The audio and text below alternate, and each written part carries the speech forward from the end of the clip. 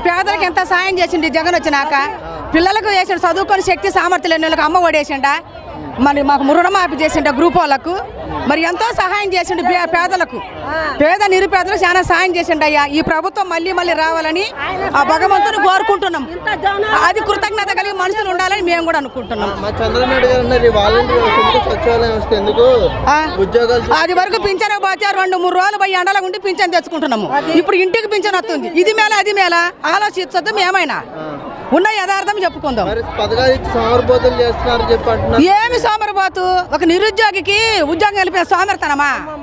ఒక చదువుకున్నాడు నిరుద్యోగి పని చేస్తగాడికి ఒక కల్పించడం అది సోమరతనం కాదు. ఒక వృత్తి కల్పించడమే, వృత్తి వాళ్ళకు జీవనోపాధి కల్పించడమే. వాలంటీర్లు ఇంటికి వచ్చి పనిచేసి మాకు పింఛన్లు ఇంటికి ఇస్తున్నారు. అది వరకు ఎండకు పోయి 3 రోజులు పని మానుకొని పోవాలి మేము. మాకు ఇప్పుడు చాలా బాగుంది పరిపాలన, మళ్ళీ మళ్ళీ రావాలని ఆ దేవుని కోరుకుంటున్నాయ్యా. అది ఉన్న యథార్థం మేము చెప్పేది, మోసం కాదు, టక్కర్ కాదు. గతంలో మా పేదలకు ఎవరు సాయం చేసిండయ్యా? ఏ పసుపు 20,000 ఇచ్చిండు. మాకు ఇప్పుడు లక్షలు 5 లక్షలు తీసుకుంటే 5 లక్షలు రుణమాఫీ, మాకు 3 లక్షలు రుణమాఫీ అయింది. మళ్ళీ మాకు ఇప్పుడు డబ్బులు కూడా వచ్చినాయి. ఉన్న యథార్థం చెప్తున్నాం నాయన. అది మా బతుకులను చేసిన కార్యాలు చెబుతున్నాం. అమ్మ ఒడి వచ్చింది, మరి చెయ్యి ఆసర వచ్చింది, మరి విద్యా దీవెన ఎన్ని సాయం చేసిండు. అది మాకు చేసిన మేలు మేము చెబుతున్నాం. అది బాగుంది, పర్వాలేదు. ఏదన్నా తేవాలంటే ఆడి సచివాలయం కాడిపోవడం, లేకపోతే వాళ్ళే రావడం ఈ జరుగుతున్నాయి కదా. మళ్ళీ చంద్రబాబు ఉన్నప్పుడు లేవుగా. మరి ఆయన అన్నారు అన్ని వేస్ట్ కదా, నేను ఉన్నప్పుడే ఉద్యోగాలు ఇచ్చాము, కంపెనీలు వచ్చినాయి అన్నారు. మరి వచ్చిన తవ్వి కూడా లేవు. ఈ చేతులు మారే పనులు ఉంటాయి చంద్రబాబు కాడ, ఏం లేవు. మనుషులు ఇంటికి కాడికి వచ్చి డబ్బులు ఇచ్చిపోతుండ్రు. ఎవడు ఒకట్లో వాళ్ళకి డబ్బులు వేస్తున్నాడు, అదే మంచి పని. మరి వ్యాఖ్యలు చేస్తున్నారు, లేదు లేదు లేదు, పిల్లలు బాగానే చేస్తుండ్రు పని. బాగా వచ్చి ఇచ్చిపోతారు. మళ్ళీ ఏమైనా కావాలంటే అమ్మ ఇడికి రాండి ఆడికి రాండి అని చెప్పిపోతారు, లేదంటే ఫోన్ చేస్తారు. ఇంత పథకాలు చేస్తే అప్పుడు ఇస్తుంటే సోమరిపోతులు అవుతున్నారు, డబ్బులు ఇస్తుంటే అని చెప్పి అంటున్నారు. మరి సోమరిపోతులు ఎవరు కాలేదులేండి, అట్టా పని చేస్తాను ఉండరు. మరి పనులు చూపించాలి, డబ్బులు వాళ్ళు కష్టపడితేనే వస్తాయిగా. మరి ఇంట్లో కూర్చోబెట్టి డబ్బులు ఇస్తున్నారు ఏంటని చెప్పి అంటున్నారు. లేదు అట్ట ఏం లేదు, కష్టపడుతుండ్రులే అబ్బాయిలు కానీ. ఎందుకు కష్టపడటంలే, అమ్మాయిలు కానీ అబ్బాయిలు కానీ వస్తానే ఉండరు. ఎందుకోసం ఒక ఛాన్స్ ఇవ్వండి అని చెప్పి అంటున్నారు చంద్రబాబు నాయుడు. ఎందుకంటే ఎక్కువ పథకాలు పెడతాను అంటున్నాడు. మరి చెప్తున్నాడు. మళ్ళీ ఇంకా అది ఎట్టుంటుంది, అది ప్రజలది, మనకు తెలియదు కదా. బాగాలేదు, మయ్యది బాగుంది. బంగారయ్యా అన్ని పనులు చేపిస్తున్నాడు, అంతా చూపిస్తున్నాడు, అన్ని బాగా చేస్తున్నాడు. ఏమి ఎవడితే ఎవడు పోతాడు. మేము ఆయన తప్ప ఎవరికి వెయ్యం, మేము ఆయన తప్ప ఎవరికి వెయ్యమమ్మా. ఎవడు ఏంది ఇచ్చింది? వాళ్ళు గోసి ఇచ్చిండా? ఏమిచ్చిండు? ఏమిచ్చిండు చెప్పు, బలాన్ని చెప్పు.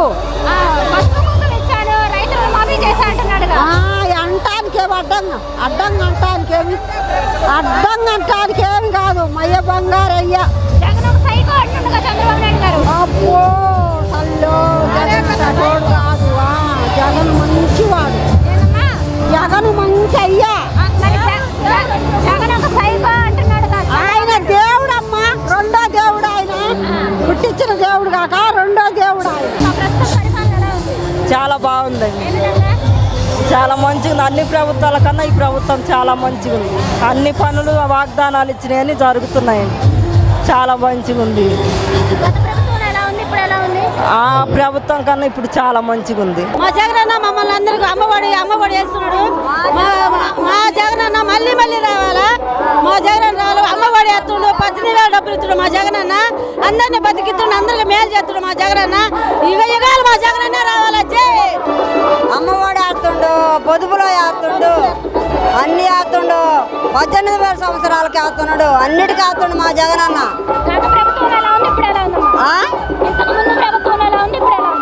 ఇప్పుడు మా జగనన్న మాకు వేస్తుండు. ఆయన గురించి మేము బతుకుతున్నాం. అంతకుముందు లేదు లేదు, మా జగనన్న వచ్చిన అంశం మేము బాగుపడ్డాం. జగన్ అన్ని ఇస్తున్నాడు. పిల్లలకు అమ్మఒడి అని, బుక్స్ కానీ, షూ కానీ మొత్తం ఇస్తున్నాడు. జగన్ మగాడు. మా పిల్లలకైతే ఇంతవరకు రూపాయి ఖర్చు లేదు. నేను బాగా చేస్తాడు. గత ప్రభుత్వంలో ఎలా ఉంది, ఇప్పుడు ఎలా ఉంది? అప్పుడు కాడికి ఇప్పుడే మేలు, చాలా మేలు. మా పిల్లలు ప్రశాంతంగా చదువుకుంటున్నారు. గతంలో మేము ఇంతకంటే ఎక్కువ ఇచ్చామంటున్నాం. ఏం చేసిండు? జగన్ చేసినట్టు చేసిండా? మనం కంటున్నాము, జగన్ పెంచుతున్నాడు, సాగుతున్నాడు, అంతే, ఏం లేదా.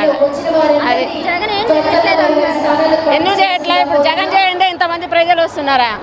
అమ్మఒడి అని, ఆసరా అని, మరి రైతు భరోసా అని, మన 45 ఏళ్ళ పెన్షన్ అని మొత్తం జగనే ఇచ్చేది. ఇప్పుడు ఇయ్యబట్టే వస్తున్నారు. సంక్షేమ పథకాల పేర్లతోటి రూపాయి ఇచ్చేసి 10 రూపాయలు దోచుకుంటారు. ఏం లేదు, అది జగన్ తినేది ఏం లేదు. అది అసల్లో ఉండాలి, ఆయన తినేది ఏం లేదు.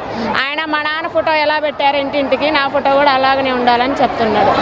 అది మరి చంద్రబాబు నాయుడు గారు కూడా ఒక ఛాన్స్ ఇవ్వమని అడుగుతున్నారు. ఇంకా ఏముంది, అయిపోయి ఆయన ఛాన్స్ ఇంకా ఏముంది. కొడుకు ఏం చేయలేడు, పుట్టపత్ర అంటానికే రాదు సరిగ్గా. ఇంకా ఏం చేస్తాడు? మరి ఇవే నా చివరి ఎన్నికలు ఒక ఛాన్స్ ఇవ్వండి, నేను ఎందుకంటే బాగా ఇంకా ఇంట్లో మనవరాలతో హాయిగా ఉండమను. జగనే మగాడు, జగనే.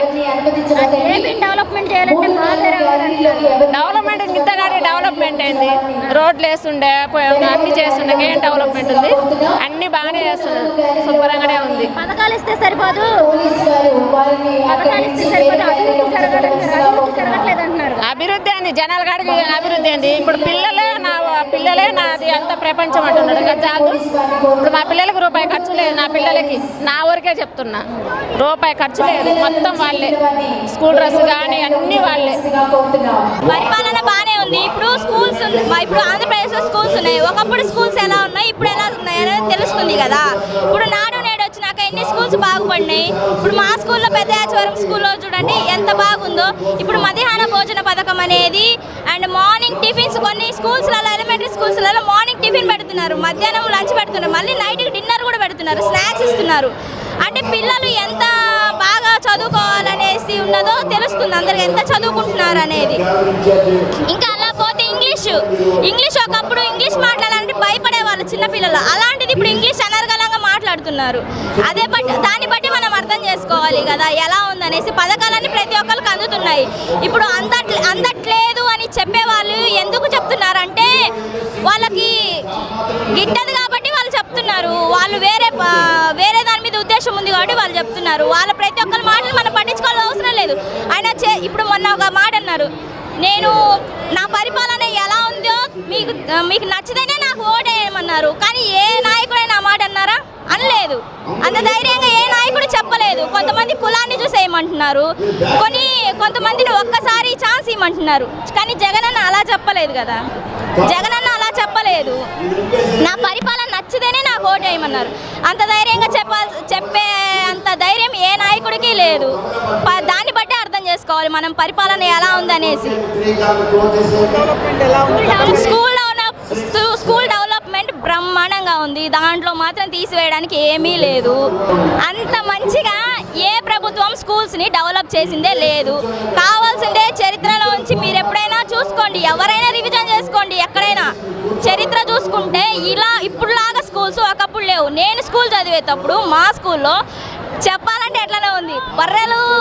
బర్రెలు అట్లా మేకలు అట్లా వచ్చాయి మా స్కూల్లోకి. మేము అవి వచ్చినప్పుడు పక్కన లేసి కూర్చుండేవాళ్ళం గవర్నమెంట్ స్కూల్స్లోకి.